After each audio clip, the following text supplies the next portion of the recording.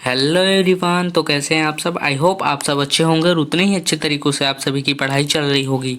तो आज मैं आपके लिए लेकर आ चुका हूं छत्तीसगढ़ प्री बोर्ड परीक्षा 2024 कक्षा 10वीं विषय सामाजिक विज्ञान के प्रश्न पत्र आपके लिए मैं लेकर आ चुका हूं। तो ये बहुत ही रियल क्वेश्चन पेपर है, तो आप इसकी तैयारी अच्छे से करेंगे। तो इनमें से प्रश्न पहला है, असही विकल्प चुनकर लिखिए। पहला है, सामान्य किसी देश का विकास किस आधार पर निर्धारित किया जाता है।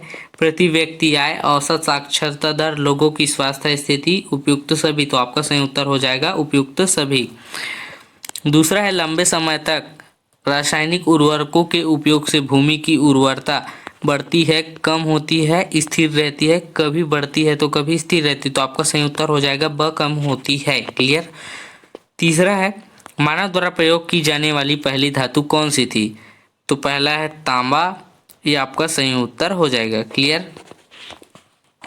उसके बाद चौथा है, विद्यालयीन बच्चों को दिया जाता है पौष्टिक आहार, न्यूट्रिशियन, मध्याह्न भोजन, खाद्य सुरक्षा। तो आपको सही उत्तर हो जाएगा मध्याह्न भोजन।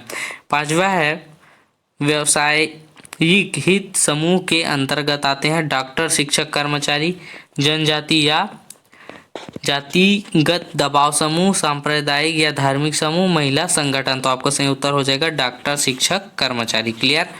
तो उसके बाद ब है, उचित संबंध आपको जोड़ना है। इनमें से पहला है कोयला, तांबा, उसके बाद न्यूडील और चौथा है रूस, पांचवा है डिजिटल क्रांति। तो आपको इस पोर्शन से, आपको इस कॉलम से आपको देखकर इसको भरना। क्लियर।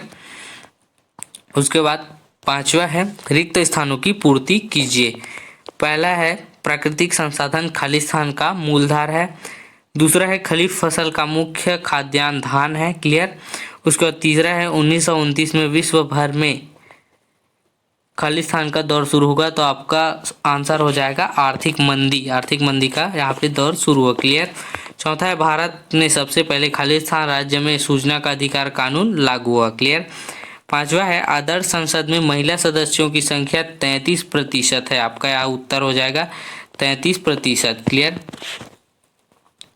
उसके बाद दूसरा है, जीवन प्रत्याशा क्या है। प्रश्न तीसरा है, भारतीय रिजर्व बैंक के कोई दो कार्य लिखिए। प्रश्न चौथा है, म्यूनिक समझौता कब और किसके बीच हुआ।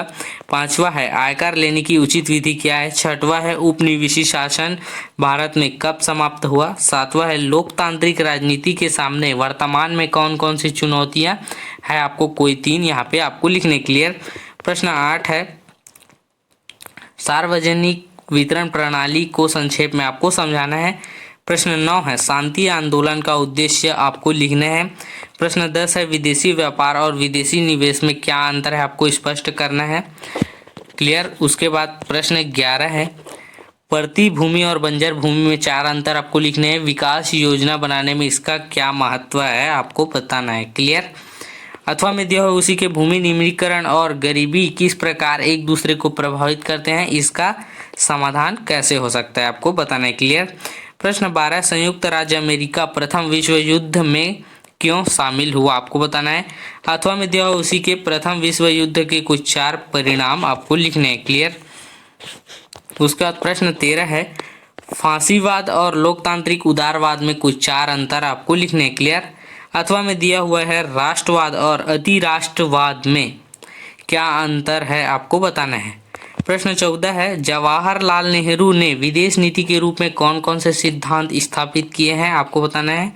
अथवा में दिया हुआ है, संविधान निर्माण, प्रदेश पुनर्गठन योजना आयोग व विदेश नीति के आधारों पर प्रधानम यहाँ पे आपकी प्रधान की भूमिका व योगदान को स्पष्ट आपको करना है। क्लियर।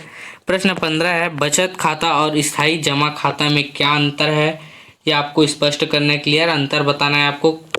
क्लियर। अथवा है, ऋण की सुविधा एक ओर हमारी आय बढ़ाने में सहायक होती है, वहीं दूसरी ओर कर्ज के जाल में फंसा देती है। कैसे, आसपास के उदाहरण से समझाइए। क्लियर।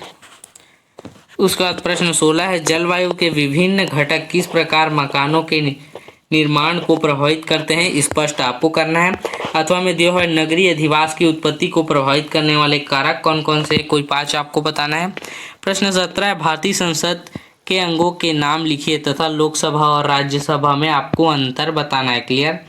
अथवा में दिया हुआ है प्रधानमंत्री मंत्रिपरिषद और संबंधों को बतलाते हुए प्रधानमंत्री के कार्यों का विवरण आपको देना है। क्लियर।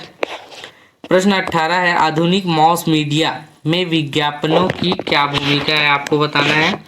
और उसी के अथवा में दिया हुआ है संचार माध्यम ने लोगों को किस प्रकार प्रभावित किया है, मोबाइल का उदाहरण देकर आपको समझाना है। तो ये रहा आपका कक्षा 10वीं का प्री बोर्ड परीक्षा का 2024 का रियल क्वेश्चंस पेपर। तो आपको ये वीडियो कैसा लगा कमेंट करके ज़रूर बताएं। अपने दोस्तों को भी शेयर करें क्योंकि इसके बारे में उनको भी जानकारी हो सके। और इसी तरह के वीडियो पाने के लिए हमारे चैनल को सब्सक्राइब करें। तो मिलते हैं ऐसे ही एक और वीडियो के साथ में, तब तक के लिए धन्यवाद।